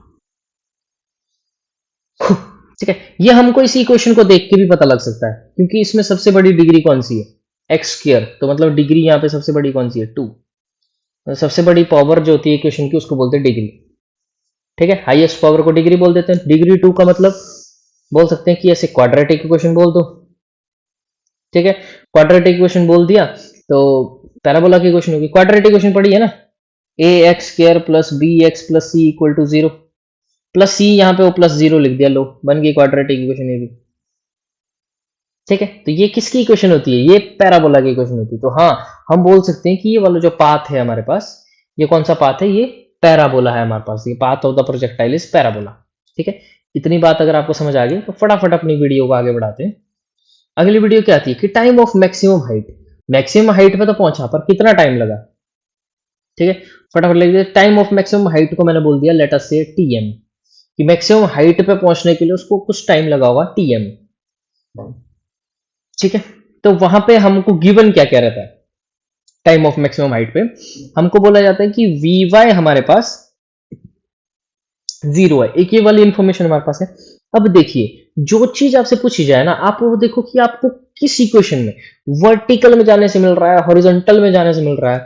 टाइम ऊपर को गया, हमारे को है दी हुई इंफॉर्मेशन कि वी वाई 0 है, मतलब हमारे को वाई कंपोनेंट की, वाई एक्सिस की टर्म में इंफॉर्मेशन गिवन है वहां पे। इतना तो कॉमन सेंस है ना कि वाई कंपोनेंट इसका 0, ठीक है। तो हम यूज करते हैं वी वाई वाली ही इक्वेशन, क्योंकि गिवन है ना, वी वाई इक्वल टू, अब देखिए वी वाई की वैल्यू कहां से मिल सकती है हमारे को, हमको मिल सकती है, देखिए कहां से, ये हमारे पास कितना था, हमारे पास था v equal to u plus a t, हमने ये बोला, यहां से हमने बोला कि इस इक्वेशन को जब भूल जाओ ना कि वी वाई कहां से लिखना, ठीक, सीधा सीधा याद करो कि वेलोसिटी मिलती किस इक्वेशन से, v equal to u plus a t. अब इसको y में लिख दो, तो ये क्या हो, v y equal to u in term of y plus a in term of y and t. अब इसको देखो, यहां पे क्या था, वी वाई, एंड ये हो जाएगा यू वाई, ए वाई क्या था माइनस जी टी, ये था।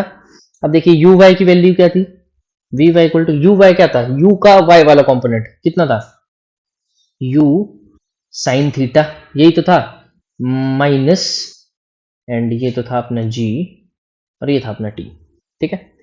इतनी सी बात आपको समझ आ गई। और ये जो टी है, इस टी को हमने यहाँ पे बोला है टी एम, यहाँ से निकाल दो। अब ये जो आपके पास वी वाई था, हाँ इसको देखते हैं,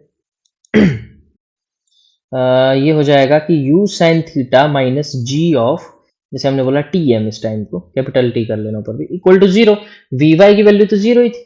देखो हमने क्या बोला, वेलोसिटी वाई कंपोनेंट का 0 था, तो वेलोसिटी वाला कोई फॉर्मूला लगा के हमको इजी हो जाएगा। तो नहीं याद आ रहा ना कि यार क्या था, जैसे नहीं याद आ रहा कि वी वाई हमारा u sine theta minus G T था, क्या करें, लगा दो यार, सीधा सीधा जंप करो इक्वेशन ऑफ मोशन पे। अब इसको कन्वर्ट करो y की फॉर्म में, फिर से देखो टाइम लगा के आपके साथ बात कर रहा हूं मैं, इसको कन्वर्ट करो, और यू वाई कितना था, यू साइन थीटा था, ए वाई कितना था माइनस जी था, और टी, लो बन गई इक्वेशन, और टी को हमने टी एम बोला, लो बन गई इक्वेशन, ठीक है। ऐसे फिजिक्स पढ़ा करो, बहुत मजा आएगा। अब देखो ये क्या हो जाएगा, minus G T M equal to minus U sine theta, minus से माइनस गया तो टी एम कितना आ जाएगा, U sine theta by G, B G. लिख के रखिए, ये जो आ रहा है ना भाई, बहुत ऐसे स्टार स्टार लगा के लिख रहा हूं कि पूरा प्रोजेक्टाइल पढ़ रहे हो, अलग से साइड में ऊपर जो स्पेस होता है ना कॉपी में, हर कॉपी में ऊपर स्पेस होता है, तो वहां पे आप लिख दिया करो इन फॉर्मूला को किसी और पेन से, ताकि आपको पूरा मेथोडोलॉजी समझ ले। फॉर्मूले तो खैर एट दी एंड आपको याद करने पड़ेगा, याद कैसे होंगे, प्रैक्टिस प्रैक्टिस प्रैक्टिस प्रैक्टिस, किसकी, क्वेश्चंस की प्रैक्टिस करके, ठीक है। तो उसको मैक्सिमम हाइट अचीव करने में कितना टाइम लगेगा, इसको मैं मिटाऊंगा नहीं, u sine theta upon g, अब हमने आपको एक चीज बताई थी कि time of ascend equal to time of descend, ठीक। बट नहीं माननी ना अगर ये चीज, अगर निकालना है तो उसको बोलते हैं, जैसे टी एफ में लिख दूं या कैपिटल टी करके डिनोट करो, आपकी इच्छा, टर्मिनोलॉजी आपकी, तो उसको बोलते हैं कि टाइम ऑफ फ्लाइट, कि उसको टोटल जर्नी में कितना टाइम लग गया, टी, टाइम ऑफ फ्लाइट, उस पूरे में उसको कितना टाइम लगा। देखिए टाइम ऑफ फ्लाइट में उसमें पूरा देखो क्या देखना पड़ेगा, कौन सी इक्वेशन में जंप करना पड़ेगा, क्या वेलोसिटी से हो पाएगा, नहीं, किस वाली इक्वेशन से होगा। अगर हम बोलें कि y वाली इक्वेशन लगाते हैं, देखिए कैसे, y क्या था हमारे पास, अब देखिए आ जाइए वहां पे, s equal to u t plus half a t square होता है, भूल गए अगर y क्या होता है तो s equal to u t plus half a t square. अब आपको ऐसी इक्वेशन लगानी पड़ेगी ना कि जिसमें आपको वैल्यूज पता हो चीजों की और जिसमें टी भी हो, वो इक्वेशन यूज करनी पड़ेगी। तो 2as equal to v square minus u square तो यूज नहीं कर सकते, वो तो हट गई।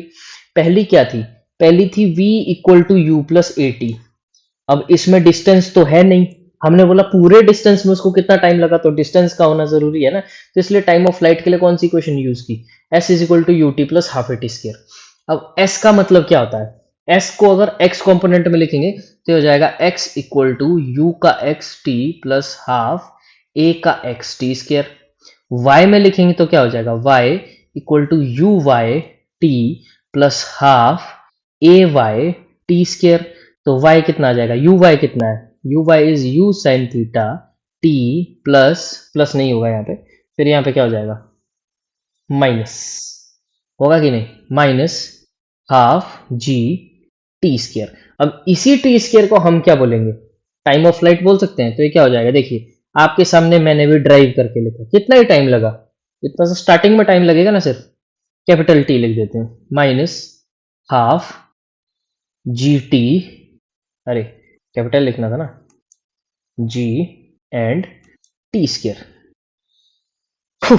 अब देखिए यहां पे ये जो y है, हमेशा ध्यान रखना कि y, देखिए मैंने क्या बोला, y वाली इसलिए यूज की क्योंकि टाइम ऑफ फ्लाइट का मतलब होता है पूरी जर्नी में कितना टाइम लगा। एक तो मैंने आपको थ्योरेटिकल तरीके से समझाया कैसे, कि हमको जैसे 2as equal to v square minus u square हम यूज नहीं कर सकते क्योंकि उसमें टाइम ही नहीं है, निकालेंगे क्या।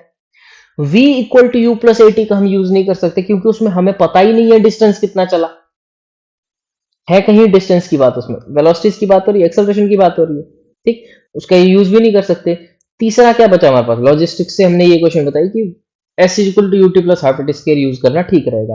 बट प्रैक्टिकली सोचा जाए तो देखिए क्या होता है, ये ऐसे चला, ऐसा, ये कुछ प्रोजेक्टाइल हुआ आपके पास, प्रोजेक्टाइल मोशन हुआ, ये आपका y कंपोनेंट, ये आपका x कंपोनेंट।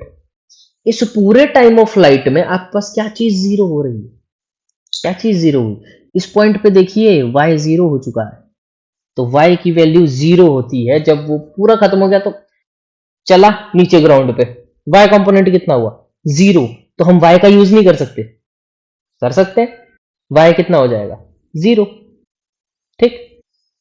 आई होप समझ आया, ऊपर से चला वापस नीचे आया जीरो, तो y की वैल्यू हमें गिवन है ना, तो जिस चीज की वैल्यू गिवन है उसी का इक्वेशन का यूज कर रहे हैं हम। तो ये कितना हो जाएगा कि u sine theta t equal to half g and t square, ये हो जाएगा, इक्वल टू को साइड ले गए ना, ठीक है, तो एक t से एक t में कैंसिल कर सकता हूं, तो इसको मैं लिख सकता हूं t की वैल्यू, देखिए ये 2 इधर को आ जाएगा, ये g और t उसके नीचे आ जाएगा, t तो निकालना, सॉरी 2 ऊपर चल जाएगा, तो ये क्या हो जाएगा 2u साइन थीटा, g ऊपर है तो ये नीचे आ जाएगा g इक्वल टू ये कैपिटल टी या टी एफ लिख देता हूं। चलो तब ध्यान से देखिए टीएम की वैल्यू क्या थी, u साइन थीटा बाई जी, और इसकी क्या थी 2u साइन थीटा बाई जी। मतलब इसको क्या बोल सकते हैं कि time of flight is 2 times of time to achieve maximum height. यही तो मैंने बोला था आपको कि ये क्या है, टीएम प्लस टीएम ही तो है, जितना टाइम ऊपर जाने में लगेगा उतना ही टाइम नीचे आने में लगेगा। पहली बार प्रूव करा रहा हूं,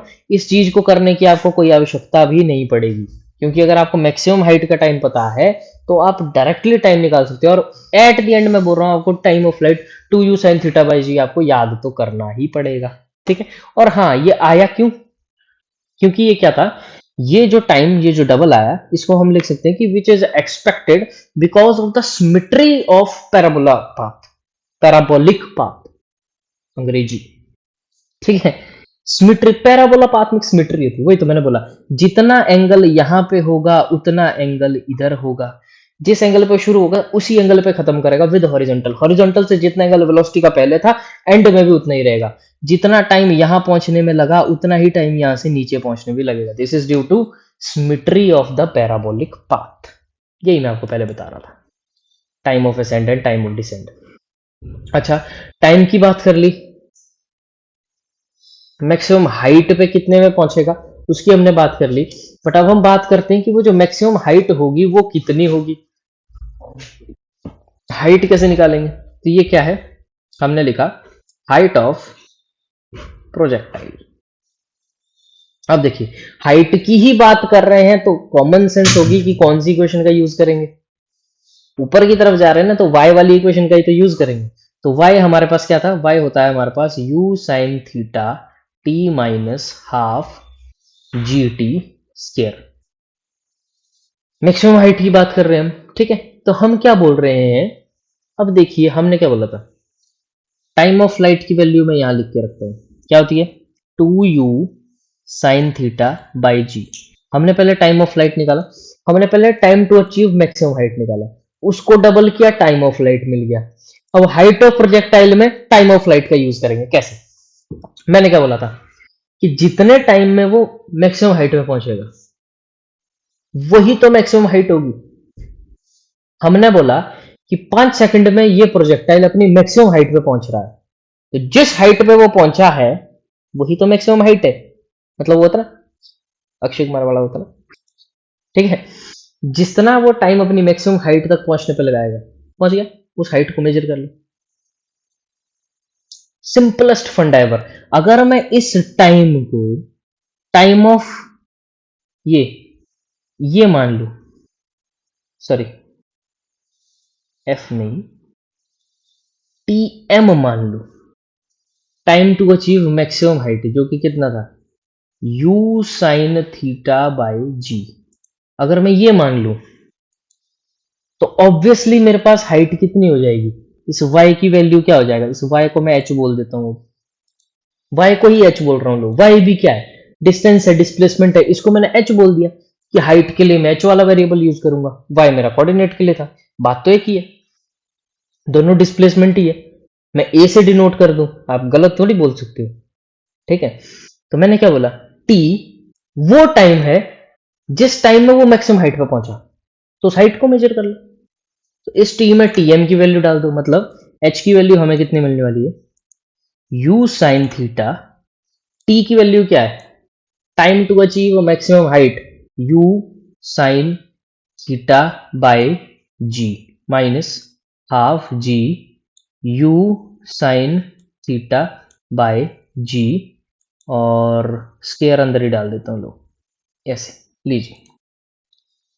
अब देखिए कुछ कट रहा है तो काट दो, नहीं कट रहा है तो जोड़ दो, u यहां भी है, u यहां भी है, हो गया u स्केयर, साइन थीटा यहां भी है, साइन थीटा यहां भी है, ये भी हो गया साइन स्केयर थीटा, अपॉन में है जी, चलिए जी, माइनस हाफ यहां है, एक जी से अंदर वाला एक स्केयर कट सकता है, and u square sine square theta ऊपर लिखा जा सकता है, और नीचे सिर्फ g बचाया जा सकता है, ठीक है। अब देखिए यहां पे क्या होने वाला है, यहां पे होने वाला है, इसको मैं अगर 1/2 को भी मल्टीप्लाई कर दूं तो ज्यादा इजीली समझ आ जाएगा, लीजिए ऐसे, इंटू 1/2 था तो अपॉन में डाल दिया, ठीक। यहां पे आप एलसीएम लेके काम बना सकते हो, बहुत आसानी से बन जाएगा। थोड़ा सा मैं मिटाना चाहता हूं, एक मैथ का पंगा भी एक सॉल्व कर ही देते हैं। देखिए ये सवाल यहां से 3 तरीकों से आगे बढ़ाया जा सकता है, 3 तरीकों से, वो तीनों मैथ के ही पंगे हैं। कैसे, देखिए पहला केस क्या है, पहला केस तो मुझे पता हो कि g और 2g का एलसीएम कितना होता है, पहला केस, g और 2g का आप एलसीएम लोगे तो इंटीग्रेशन में बहुत अच्छे से समझ आएगा कि ये 2g होगा। अब कैसे होगा, एलसीएम लो, देखो 2g होगा, अब देखिए एलसीएम से देखिए कैसे आगे कैसे सॉल्व करते हैं, इसके डिनोमिनेटर को इसके डिनोमिनेटर से क्या करते हैं, डिवाइड करते हैं, जो बचता है उसको इसके न्यूमिनेटर से मल्टीप्लाई करके उधर लिख देते हैं। ठीक है, तो जी, 2g और g में g कॉमन था, डिवाइड होके 2 बचेगा। तो यहाँ पे देखिए, मतलब 2g बाई जी करेंगे, दोनों के डिनोमिनेटर को उसके डिनोमिनेटर बाय जितना हमारे पास एलसीएम आया होगा उसको हम पहले वाले के डिनोमिनेटर से डिवाइड करेंगे। डिवाइड किया, जो आंसर आया 2 आया, उसको इसके न्यूमिनेटर में मल्टीप्लाई कर देंगे। तो 2 आया तो हो जाएगा 2u square sine square theta minus, अब यहाँ क्या है 2g, यहाँ भी 2g, काट पीट के 1 आएगा, तो ये कितना आ जाएगा u square sine square theta. अब ये देखिए कितना आ जाएगा, u square sine square theta common आ जाएगा और अंदर बचेगा 2 माइनस 1 और नीचे है 2g, तो 2 माइनस 1 1 ही होता है, तो ये आंसर आएगा हमारे पास u square sine square theta by 2g। आएगा हाँ या ना? बिल्कुल आएगा। दूसरा तरीका होता है कि अगर आपको एलसीएम लेना नहीं आता कि g और 2g का एलसीएम होगा कितना, ठीक है, तो हम क्या बोलते हैं कि दोनों को मल्टीप्लाई कर लो, तो ये हो जाएगा 2g स्क्र, मल्टीप्लाई कीजिए 2g स्क्र हो गया। सेम वही वाली चीज अपना लो, एलसीएम सॉल्व करो। ये देखिए g से g, ये बचेगा 2g, तो ऊपर पहुंचेगा 2g u square sine square theta, बचा इतना, माइनस लगेगा, नीचे 2g ऊपर g स्क्र, 2g स्क्र है, काटेंगे तो ऊपर g बचेगा, मतलब 2g स्क्र बाय 2g करेंगे तो 2g से 2g कटेगा, एक g बच जाएगा, तो वो g ऊपर मल्टीप्लाई हो जाएगा, तो हो जाएगा g u square sine square theta. यहाँ पे करेंगे आप तो g u square sine square theta minus, minus क्यों, कॉमन निकलेगा, अंदर बचेगा 2 माइनस 1 और ये बनेगा 2g स्क्र, और ये कितना 2 माइनस 1 तो 1 हो जाएगा, ये माइनस नहीं, तो ये हो जाएगा g u square sine square theta by 2g square, एक g से एक g कट जाएगा और ये आ जाएगा u square sine square theta by 2g। लो आगे आंसर सेम। तीसरा जो सबसे थोड़ा अपना भी थोड़ा फेवरेट ही है कि अगर नहीं कुछ आता है तो देखिए क्या करना, ज्यादा डिनोमिनेटर न्यूमिनेटर कुछ नहीं करना जब कैलकुलेशन की बारी आती है। देखो एक इसी लाइन को थोड़ा ऊपर लिख देता हूं कि h equal to you square sine square theta by G है, और माइनस में है you square sine square theta by 2g है।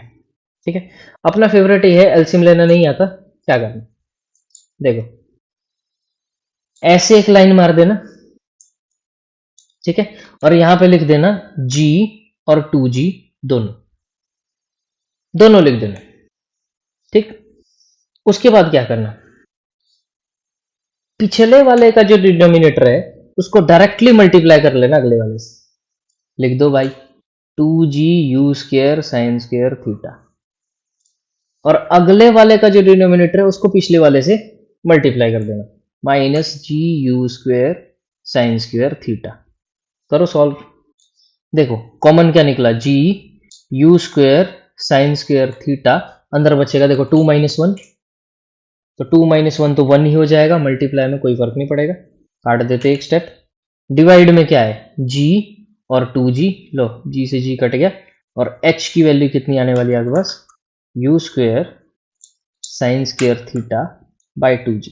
चलिए याद कर लीजिए, थोड़ा मैथ भी इसमें समझा लिया, ठीक है, चलिए इसको याद कर लीजिए, कहीं पे लिख लीजिए, और तरीका भी देख लीजिए पूरा एकदम, इस एलसीएम वाले फॉर्मूले को हटा के पूरा देख लीजिए कैसे निकालते हैं, ठीक है।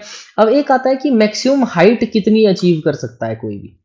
अब देखिए मैक्सिमम हाइट अचीव करने के लिए देखिए 2 कांस्टेंट है, जी भी कांस्टेंट है, यू पे डिपेंड करेगा, और दूसरा थीटा पे डिपेंड करेगा, तो हम बोल सकते हैं कि अगर थीटा मैक्सिमम है तो हाँ एक केस में बोला जा सकता है कि एच भी मैक्सिमम है, तो ऐसा बोल सकते हैं for which angle of theta आप मैक्सिमम हाइट अचीव कर सकते हैं, ठीक है। तो ये आपके पास क्या है, ये आपके पास है साइन स्क्वायर थीटा, ठीक है।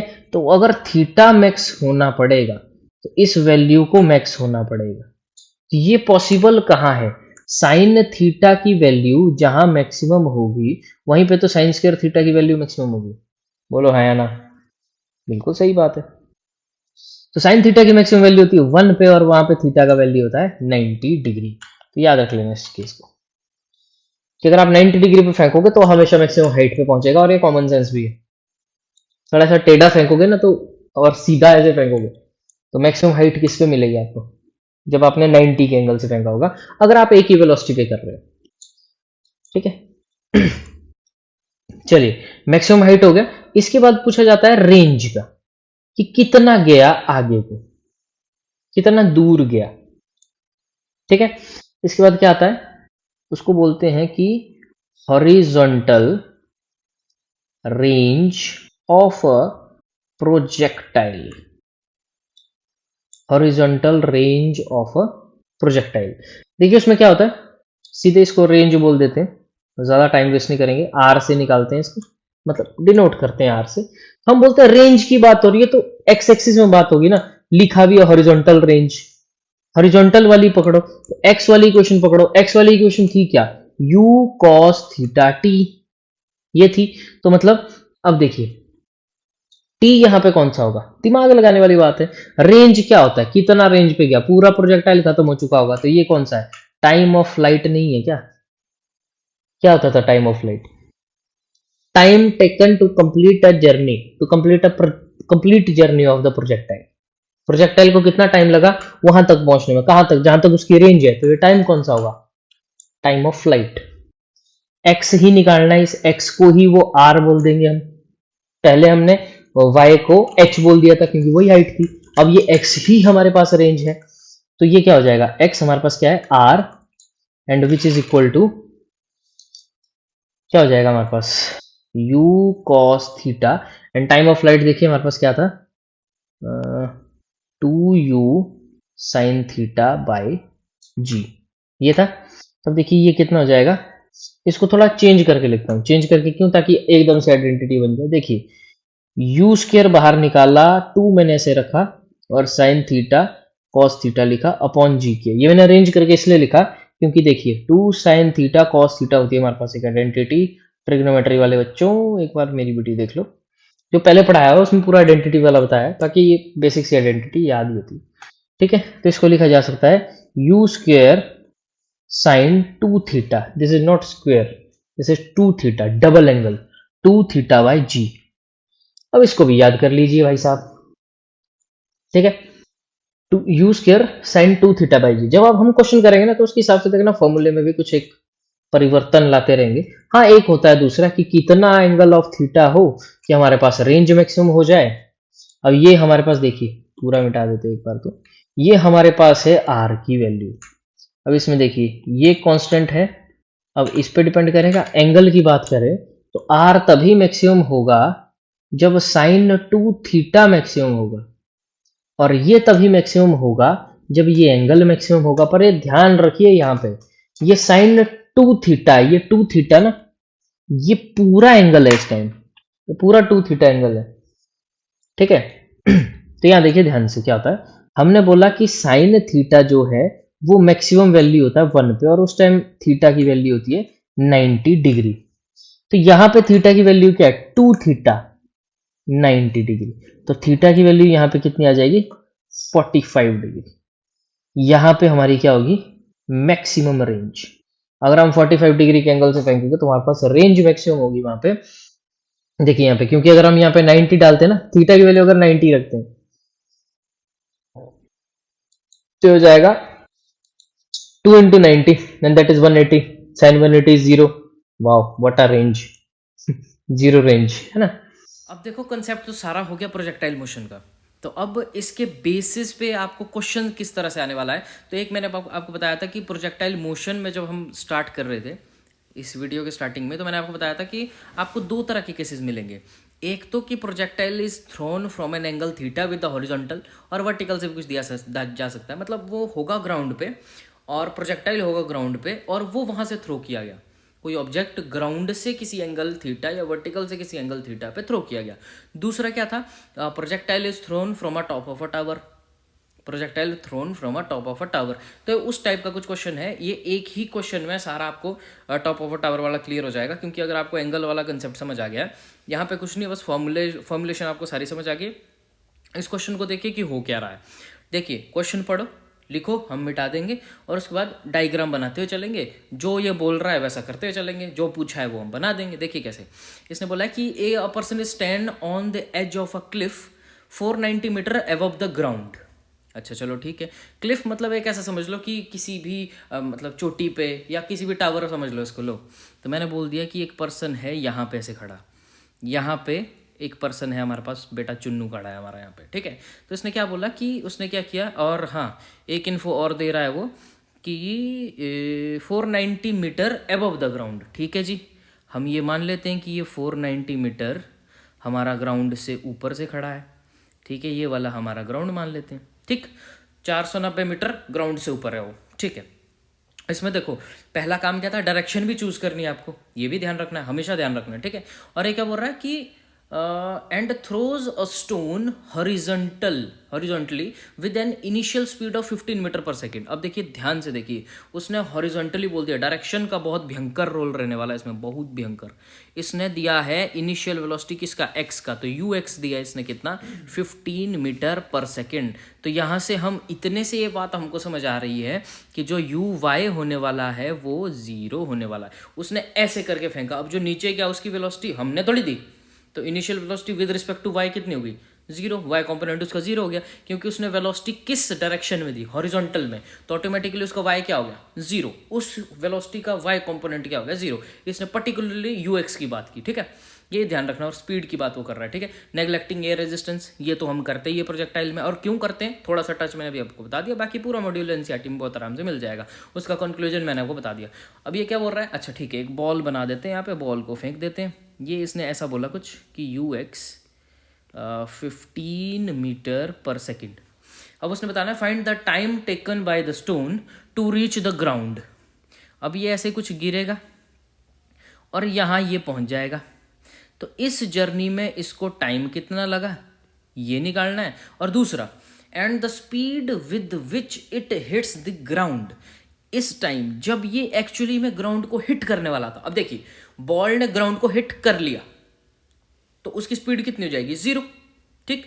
जब वो बिल्कुल टच हो गया, ठीक है, तो कई लोग बोलते हैं, कई जगह 0 लिख के आ जाते हैं, ठीक है, बट उससे जस्ट एक ऊपर उस टाइम उसकी स्पीड कितनी थी, जिस टाइम वो हिट जस्ट करने वाला था, कि मतलब उसके बाद आप देखेंगे तो 0 हो जाएगी, अल्टीमेटली तो 0 हो जाएगी उसकी स्पीड, बट जिस टाइम वो ग्राउंड को हिट करने वाला होगा वो स्टोन, उस टाइम वो कितनी ऊपर से तो फेंका उसने हॉरिजॉन्टल में 15 मीटर पर सेकंड, उस टाइम उस बॉल की वेलोसिटी कितनी थी। अब देखिए यहाँ पे उसने बहुत शानदार सवाल बनाया है, बहुत शानदार, क्यों बोल रहा हूँ मैं, and the speed with which it hits the ground. अब इसने नहीं बोला, आपको दिया उसने सिर्फ एक्स कंपोनेंट है और आपको स्पीड पूछा है, तो आपको वाई कंपोनेंट को भी मद्देनजर रखते हुए चलना है। अब जरूरी नहीं है कि उसने वाई में नहीं दिया, इनिशियल पे तो 0 होगा, बट ध्यान से देखिए वो नीचे आ रहा है, तो वाई में तो वेलोसिटी होगी ना, इनिशियली नहीं थी, इनिशियली नहीं दिया तो हमने बोल दिया इनिशियली यू लिखा है, तो मतलब वी वाई कुछ हो सकता है, बिल्कुल हो सकता है, ये भी देखना है। और वी एक्स ये देखते हैं कितना होता है। अब देखिए वी एक्स तो निकालने की जरूरत, देखो मैं दिल से बोल रहा हूँ, हाथ रख के बोलना, कितने लोग बोलते हैं कि वी एक्स निकालना पड़ेगा, तो थोड़ा सा एक बार फिर से कंसेप्ट पढ़ के आओ। हमने क्या बोला था, velocity remains constant in horizontal direction during projectile motion, याद आई बात, ठीक है। तो वी एक्स तो सीधे सीधे अभी निकाल के भी दिखाऊंगा, बट मैं फिर भी बोल रहा हूँ वी एक्स मैंने सीधे ही लिख लिया 15 मीटर पर सेकेंड, क्योंकि मुझे पता है ए एक्स, क्यों ए एक्स, देखो एक्सेलरेशन एक्स में कितनी होती है, 0, एक्सेलरेशन एक्स में 0 होगी, मतलब उसका velocity D V by D X, मतलब ए एक्स 0 होने का मतलब क्या है, D by D T of V X क्या होगा, ये चीज होगी 0। Differentiation of the velocity in component X या एक्स कंपोनेंट वो कितना होगा, 0। इसका मतलब क्या है, इसका मतलब ये है वी एक्स या तो कांस्टेंट होगा या तो 0 होगा। तो वो 0 कब होगा, 0 होगा जब वो ग्राउंड पे स्टिल हो जाएगा। We x 15 metre per second एक कांस्टेंट कब होगा, जब जस्ट 1 सेकेंड पहले या कुछ इंचेस ऊपर हम देख रहे होंगे।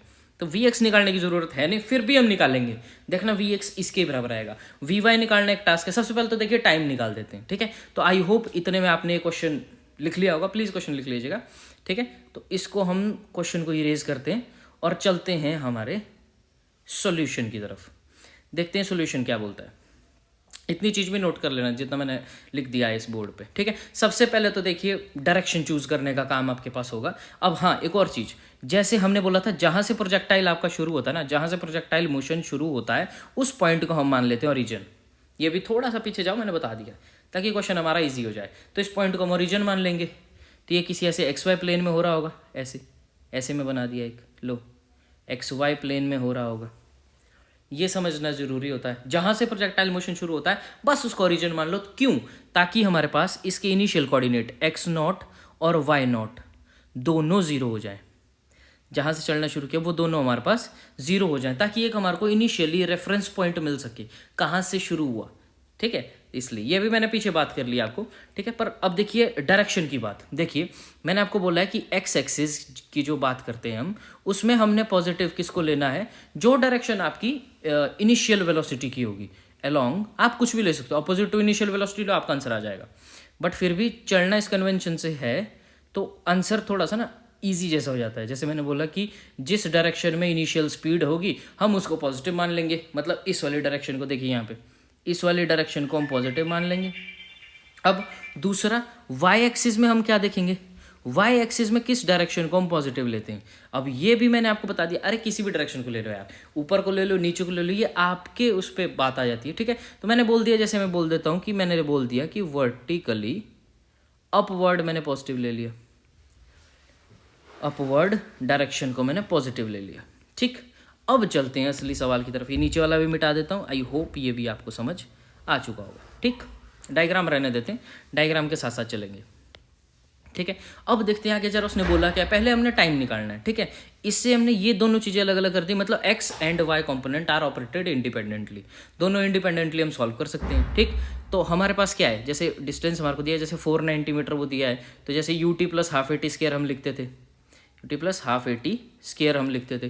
तो दूसरा अगर मैं इसको बोल दूं, अगर मैं इसको वाई कंपोनेंट की टर्म में कर दूं, क्योंकि देखो हमारे को जो डिस्टेंस दिया है 490 मीटर वो वाई कंपोनेंट की तरफ है, अलोंग वर्टिकल है, तो मैं वाई वाली इक्वेशन लगाना ज़्यादा ईजी समझता हूँ, ठीक है। तो वाई से क्या हो जाएगा, अगर मैं एस को वाई लिखता हूँ तो वो क्या होता था, Y equal to Y not होता था plus U of Y T plus half A of Y T square, ये हो जाता था, ठीक। अब इसमें वैल्यू डालना शुरू करो। देखो y कितना था, अब देखिए y दिया 490 मीटर।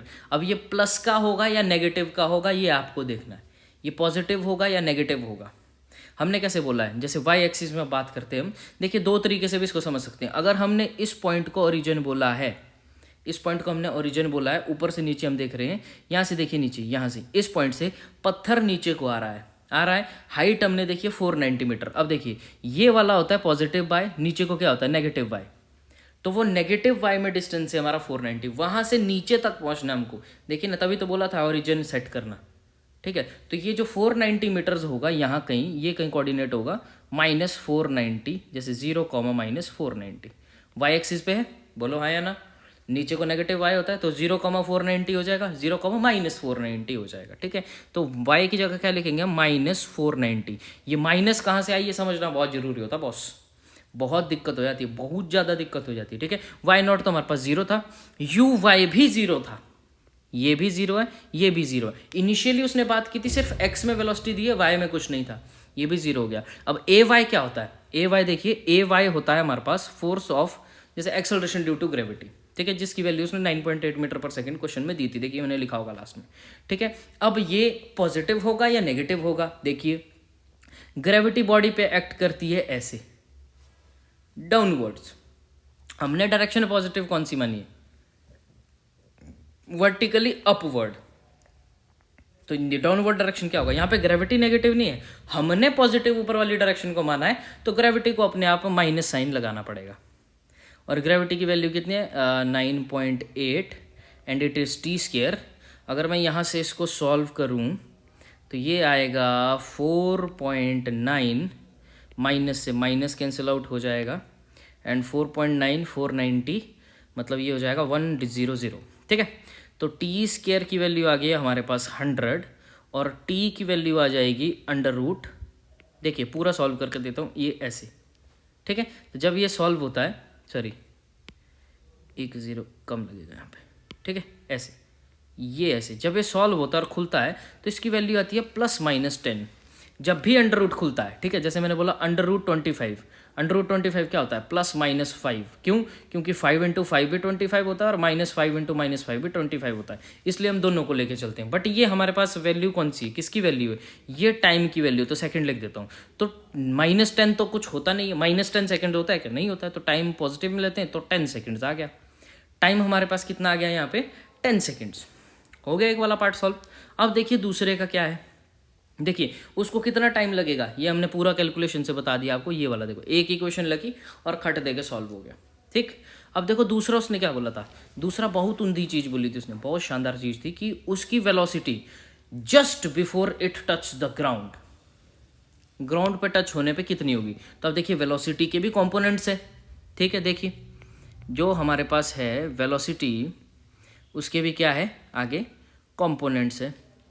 कंपोनेंट्स किस किस में, एक एक्स में एक वाई में। तो वेलोसिटी वाली इक्वेशन लिख लो जिसमें टाइम इंक्लूडेड होता है। अब 2as minus equal to v² minus u² नहीं लिख सकते क्योंकि उसमें टाइम वेरिएबल है ही नहीं। हमको टाइम जब गिवन है तो हम वो वाली इक्वेशन यूज करेंगे ना जो हमारे को गिवन दिया है, टाइम भी दिया है वेलोसिटी भी दिया है। ऐसी कौन सी इक्वेशन है, ऐसी होती है v = u + at।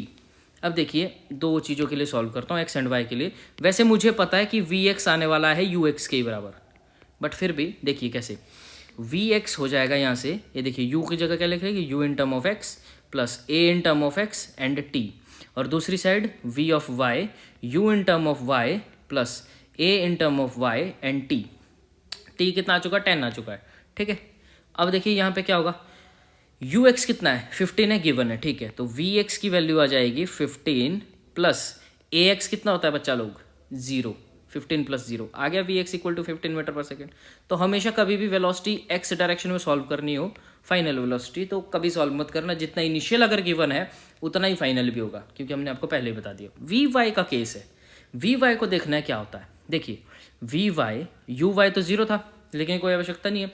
अब देखिए -g, यहाँ पे सिंबल कौन सा यूज हो जाएगा, माइनस का, क्योंकि ए वाई जो ग्रेविटी है वो डाउनवर्ड है, हमारी पॉजिटिव डायरेक्शन अपवर्ड थी, तो यहाँ हो जाएगा -9.8 × 10। तो इसका आंसर आ जाएगा क्या, देखिए v ऑफ y आ जाएगा हमारे पास कितना, ये हो जाएगा आपके पास -98 मीटर पर सेकेंड। अब देखिए ये माइनस साइन क्यों आ रहा है, ये देखिए पूरा फिजिक्स में ना एक एक चीज़ का पता होना चाहिए और एक एक चीज़ का आंसर वो खुद ही दे देती है स्टेटमेंट। देखिए वी वाई क्या थी, ये बॉल आ रहा है नीचे को, तो इसकी वी ऑफ वाई भी तो नीचे को होगा, आया ना। वेलोसिटी किस डायरेक्शन में, नीचे को है ना, पर हमने डायरेक्शन पॉजिटिव कौन सी ली थी, ऊपर वाली पॉजिटिव ली थी। तो जब ये नीचे को है तो ऑटोमेटिकली देखो इसका आ गया माइनस आ गया, ठीक। वी एक्स आ गया, वी वाई आ गया, एक बॉडी का एक्स डायरेक्शन में वी एक्स मिल गया हमारे को, वाई डायरेक्शन में वी वाई मिल गया हमारे को। तो क्या हम इसका रिजल्टेंट नहीं लिख सकते, बोलो हाँ या ना, लिख सकते कि नहीं लिख सकते। अब तो बॉस ये तो मोशन इन स्ट्रेट लाइन से हो रहा है रिजल्टेंट लिखने का, रेनमैन प्रॉब्लम इतना करवा दिया। तो अब देखिए इसका नेट वेलोसिटी क्या हो जाएगी, तो स्पीड ऑफ स्टोन, जब मैग्नीट्यूड की बात करते हैं तो स्पीड लिख सकते हैं हम कि speed of stone before it touches the ground क्या हो जाएगा, देखो इसका मैग्नीट्यूड, इसका रिजल्टेंट जो भी आपके पास, मतलब √vx का स्क्वायर प्लस vy का स्क्वायर, ये आ जाएगा कितना 15 का स्क्वायर प्लस 98 का स्क्वायर। अब कुछ बुद्धिजीवी लोग यहाँ पे मत बोलना कि माइनस साइन क्यों नहीं लिया, अरे भैया मेरे, minus sine only represent the direction of motion. Magnitude की बात करनी होगी तो हम क्या आई कैप और जे कैप को साथ लिखते हैं, नहीं, क्योंकि वो सिर्फ डायरेक्शन रिप्रेजेंट कर रहा है। तो यहाँ पे देखिए एक ही 1D में मोशन हो रहा है, तो मैंने क्या बोला था 1D में वेक्टर नोटेशन लगाने की कोई आवश्यकता नहीं होती, मतलब आई कैप जे कैप के कैप इसमें नहीं लिखते। क्यों, क्योंकि इसमें मोशन या तो कैसा होगा, फॉरवर्ड या बैकवर्ड, या तो अप या तो डाउन। वाई एक्सिस में मोशन हो रहा होगा, या तो अप होगा या तो डाउन होगा। एक्स एक्सिस में होगा या तो फॉरवर्ड होगा या तो बैकवर्ड होगा। एक डायरेक्शन को हम पॉजिटिव मान लेंगे, हमने फॉरवर्ड वाली को पॉजिटिव मान लिया, तो अगर हमारा मोशन बैकवर्ड में तो ऑटोमेटिकली माइनस के साथ आ जाएगा। तो हमारे को ऑटोमेटिकली अंडरस्टूड हो जाएगा क्या, कि जिस डायरेक्शन में हमारा आंसर आया है उसके ऑपोजिट डायरेक्शन को हमने पॉजिटिव लिया था, तो वेलोसिटी जो है उसका ऑपोजिट डायरेक्शन में आई है, सिंपल, ठीक। तो इसलिए हम 98 का स्क्वायर करेंगे। तो देखिए ये जब हम सॉल्व करेंगे तो ये आपके पास आ जाएगा कुछ 99 मीटर पर सेकेंड। ये होगी उसकी वेलोसिटी इस ऑब्जेक्ट की, दोनों कंपोनेंट को मिला के, ठीक है। ये उसकी होगी वेलोसिटी जब वो ग्राउंड को टच कर रहा होगा, ठीक। काफ़ी अच्छा लंबा टाइम लिया। एक बार खुद से प्रैक्टिस करना, कहीं डाउट है कमेंट सेक्शन में लिखना कि यहाँ पे कैसे हुआ या ये क्या हुआ, फिर से बता दो, नहीं समझ आया, बहुत सारी प्रॉब्लम हो सकती है। ठीक है, हम बढ़ते हैं अगले क्वेश्चन। हाँ, अब देखिए दूसरा क्वेश्चन क्या बोल रहा है कि ये देखिए मैंने सिंपल सा सवाल लिया जो आपको maximum height, time of flight और रेंज का कंसेप्ट आपको बताया था, उसका बिल्कुल सिंपल सा सवाल है, हलवा सा सवाल है, फॉर्मूला लगेगा बस और फिर हो जाएगा। बट मैंने इसमें इंग्लिश जानबूझ के कुछ टेढ़ा मेढ़ा करके लिखा हुआ है कि आपको समझ आ सके कि कैसे हो सकता। देखिए जरा, देखिए ये बोल रहा है कि a cricket ball is thrown at a speed of 28 metre per second in the direction 30 degree above the horizontal. अब ये कौन सा केस है? ये केस है projectile thrown from an angle with the horizontal. तो इसमें हमारा ओरिजिन क्या होता है? इसमें हमारा ओरिजिन होता है जहां से प्रोजेक्टाइल फेंका होता है। ठीक, तो यहां से वो कुछ ऐसे ऐसे मान के चलिए ये एंगल 30 तो नहीं है, बट फिर भी थोड़ा बड़ा लिखने के चक्कर में ये वाला एंगल दिया है आपको 30 डिग्री अबव हॉरिजॉन्टल। ठीक, ये वाला एंगल दिया है और इसने आपको दी है यू, दिया है यू आपको दिया है इसने 28 मीटर पर सेकेंड। ठीक, तो अब देखिए क्या होगा अबव द हॉरिजॉन्टल। ठीक है, कैलकुलेट करने को सीधा कैलकुलेट मैक्सिमम हाइट अटेंड। देखिए मैक्सिमम हाइट अटेंड का मतलब क्या है? ये प्रोजेक्टाइल कुछ इसकी टेंडेंसी क्या होगी? ये कुछ ऐसे जाके गिरेगा, बोलो हाँ या ना? बिल्कुल गिरेगा। तो हमने सबसे पहले कैलकुलेट क्या करना है? इसकी ये वाली हाइट, ये होगा इसका कुछ वो मैक्सिमम हाइट अटेंड, इसको बोल देते हैं हम लेट अस से एच। ठीक, और दूसरा क्या क्या? Time taken by ball to return the same level. Same level, कौन सा लेवल? जहां से फेंका। क्या मतलब हुआ इसका? ये लेवल ओ पे फेंका, मान के चलिए हम इस पॉइंट का नाम दे देते हैं ओ से पी, पी पे जहां पे वो गिरा। ठीक, ये वाली एक्सिस वाई एक्सिस होगी, ये वाली एक्स होगी। अब इतना लिखने की आवश्यकता नहीं है, इतना अंडरस्टूड होता है आपको। ठीक है, time taken by the ball to return the same level, मतलब उस बॉल को कितना टाइम लगेगा उसी लेवल पे पहुंचने के लिए, मतलब वापस जब वो एक्स एक्सिस पे पहुंचेगा, मतलब टोटल जर्नी में कितना टाइम लगा, टोटल प्रोजेक्टाइल मोशन के जर्नी में कितना टाइम लगा। तो उसको बोलते क्या है बच्चा पार्टी? उसको बोलते हैं टाइम ऑफ फ्लाइट। दो तरह के टाइम बताए थे हमने यहाँ पे, क्या? एक time to attend maximum height, वो यहाँ पे होगा, वो ये होता है टी एम, यहाँ तक पहुँचने में कितना टाइम लगा, और यहाँ तक क्या होता है? ये होता है टी एफ, मतलब टोटल जर्नी में उसको कितना टाइम लगा। सेकेंड लाइन देखिए, time taken by the ball to return to the same level, मतलब टाइम ऑफ फ्लाइट। तीसरा, the distance from the thrower to the point where the ball returns to the same level. ठीक है, क्या बोल रहा है? Distance from the thrower, मतलब thrower है आपका यहाँ पे, अब यहाँ से कहाँ का distance? From to the point where the ball returns to the same level, मतलब उस पॉइंट तक जिस पॉइंट पे वो बॉल सेम लेवल पे पहुंच गई, मतलब यही वाला पी। मतलब ये बोल रहा है कि इसके बीच का डिस्टेंस कितना है, तो इसको हमने क्या बोला था? यही तो रेंज था।